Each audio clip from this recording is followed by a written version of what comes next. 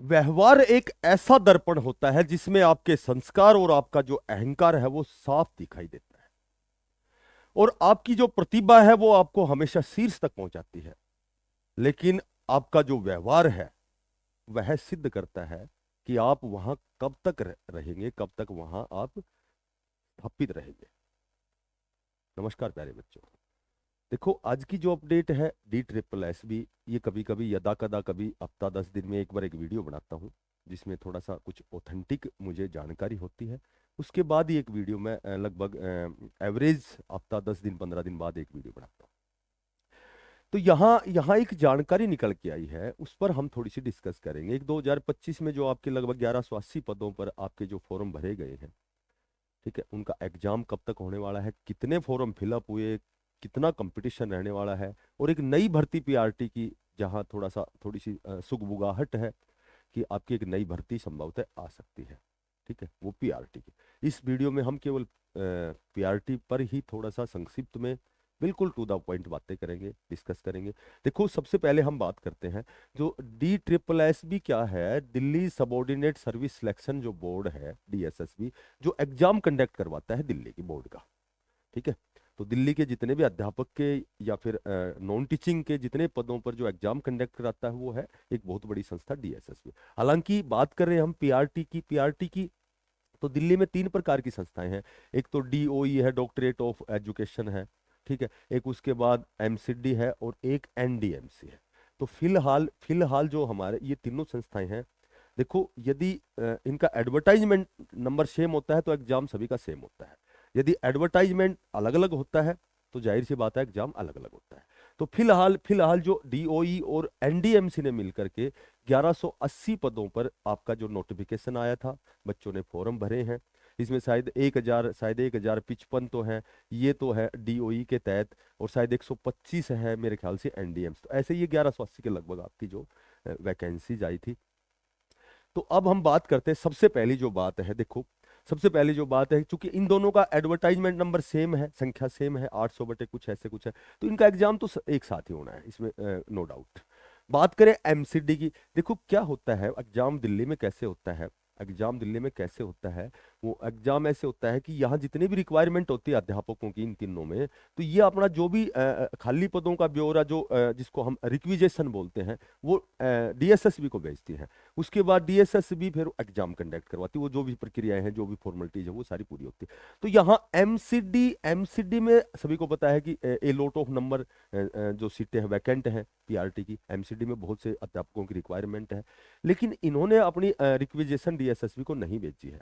तो अभी इनका जो रिक्रूटमेंट रूल है वो बन रहा है, जो भी प्रक्रियाएं हैं, जो भी एग्जाम से पहले जो प्रक्रियाएं होती हैं, फॉर्मेलिटीज होती हैं, वो पूरी हो रही है। तो यहाँ MCD जब अपनी रिक्विजेशन DSSB को भेजेगी तो यहाँ फिर एक एग्जाम PRT का होगा, क्योंकि फिलहाल जो भर्ती है आपकी NDMC नॉर्थ दिल्ली, ठीक है, और आपकी डॉक्टरेट ऑफ एजुकेशन की DOE की जो 1180 है, तो इनका तो एग्जाम होना है, बहुत जल्दी होना है। वो कब होना है इस पर भी हम डिस्कस करेंगे। और MCD जब अपना रिक्विजेशन भेजेगी उसके बाद आपका DSSB में दोबारा से फिर वो फॉर्म आएंगे PRT के, स्पेशल MCD के, वो आपका वो एग्जाम होगा। वो कितनी वैकेंसी आती है, पिछले थोड़े दिन पहले तो जब वो खाली पदों का ब्यौरा देखा था तो उसमें तो मैक्सिमम स्तर पर आपकी जो PRT की वहाँ जो सीटें वैकेंट हैं, तो अब कितनी आती हैं ये तो ऑथेंटिक नहीं है। अब हम बात करते हैं, देखो, लगभग लगभग 1 लाख, फिलहाल 1180 पदों पर हम बात करते हैं, तो 1,70,000 प्लस आपके फॉर्म भरे गए हैं। ठीक है, जितने फॉर्म है 1,70,000, ये डाटा लगभग लगभग स्टिक डाटा है, 1,70,000 प्लस।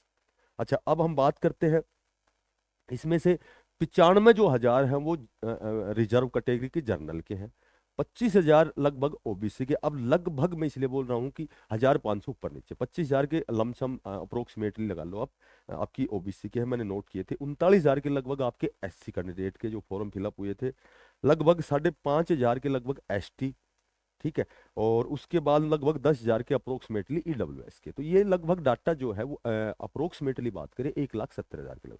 अच्छा, अभी हाल ही में जितने भी एग्जाम हुए आपके DSSB के, तो अटेंडेंस लगभग किसी में 40%, किसी में 45%, ज्यादा करो तो 50% हो सकता है। PRT में थोड़े से ज्यादा भी हो सकता है 60% हो। तो बात कंपटीशन की करें तो यहाँ एक बात आती है कि जब हम बात कंपटीशन की करते हैं तो देखो, हमें सबसे पहले तो पॉजिटिव वे में हम हमारी जो सोच होनी चाहिए। हमें तो केवल एक सीट चाहिए। मैं तुम्हें सच बताता हूँ, 2012 में पीजीटी के फॉर्म निकले थे जिसमें मात्र 9 वैकेंसी थी, और मैंने डायरेक्ट पीजीटी का टेस्ट फाइट किया था। ठीक है, ऑलरेडी अभी मैं वहाँ दिल्ली में ही कार्यरत हूँ।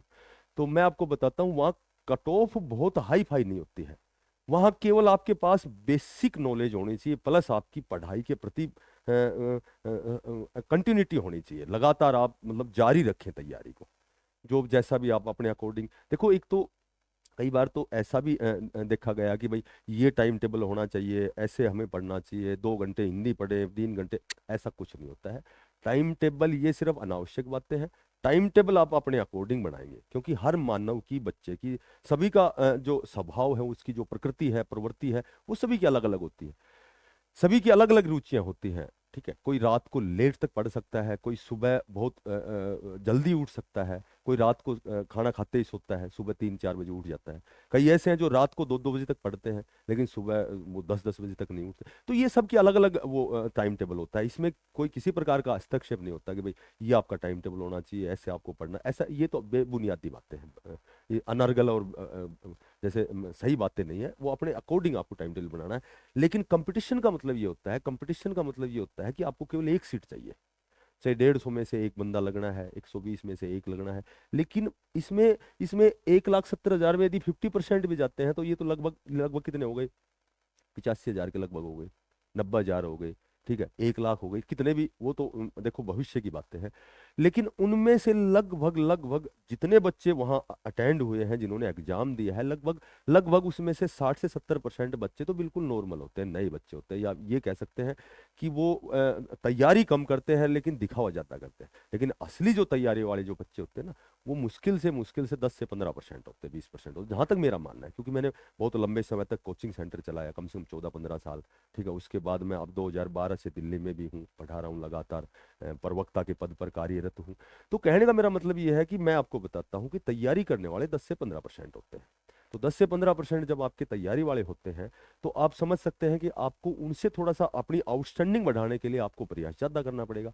और सबसे बड़ी बात है कि आपको अपनी कमियों पर काम करना पड़ेगा। जहां आप कमी है वहां आपको काम करना पड़ेगा। एग्जाम को आपको पता है कि पहला पेपर वही होता है कि 5 सब्जेक्ट 20-20 नंबर के होते हैं, 100 नंबर का। यहाँ जो नेगेटिव मार्किंग 1/1 होती है, 100 मार्क्स, 100 क्वेश्चन, 20 का मैथ, 20 की रीजनिंग, 20 की हिंदी, 20 की इंग्लिश, और 20 की आपकी जो जीके जीएस होती है। उसके बाद सेकंड पेपर होता है जो जेवीटी पीआरटी का होता है। उसमें स्पेशल एजुकेटर क्वेश्चन के भी क्वेश्चन हो सकते हैं, सीडीपी भी हो सकती है, चाइल्ड डेवलपमेंट पेडागोजी भी हो सकती है, आपकी वहाँ साइकोलॉजी हो सकती है। तो कहने का मेरा मतलब ये है कि वो आपको आपको सिलेबस सब कुछ आपको पता ही है।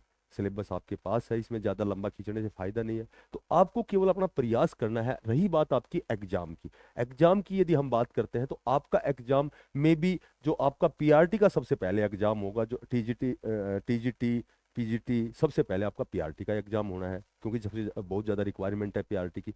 और सबसे बड़ी बात यह है कि जो 2025 से पहले जितने भी फॉर्म भरवाए गए हैं, सबसे पहले उनका एग्जाम होना है। और सबसे पहला जो टीचिंग एग्जाम होगा वो आपका 2025, जो आपका ये 1180 पदों पर जो पीआरटी का है वो एग्जाम होगा।